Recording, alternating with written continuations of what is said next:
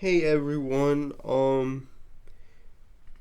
this video is gonna, I know it's gonna come as a shock to especially some of my more secular viewers, right? But, um, I, I wanted to ask this question, which is, do we really need separation of church and state? And don't click off. Don't click off. I promise this is gonna get nuanced. But the reason I ask that is because, especially here in the US, where that's literally enshrined in our constitution, um I think a lot of people assume that, oh, that's the way other, secular democracies are, right? But the truth is, no, not really. And yet they're so much less religious and less believing than we are. An example is England, right? That has a church. King Charles is its head. But of course, right now, barely anyone goes to church. They might have like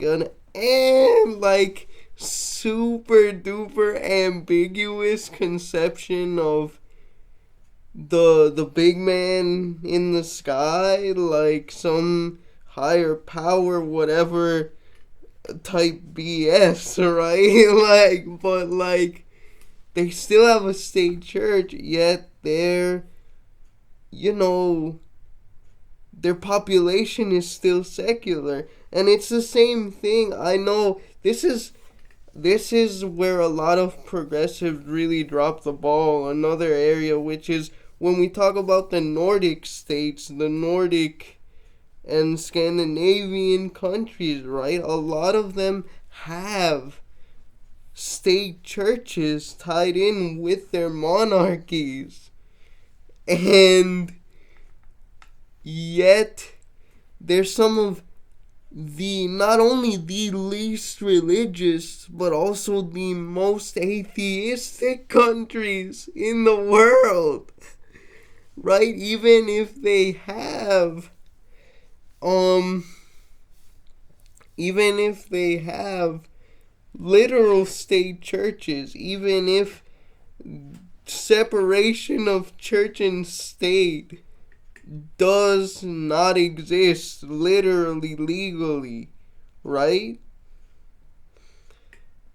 And you know, I'm just asking questions, really, because that fact seems to suggest to me that even if we think that separation of church and state is crucial to the pluralism which pretty much all of us living in democracies respect in terms of religious belief and faith,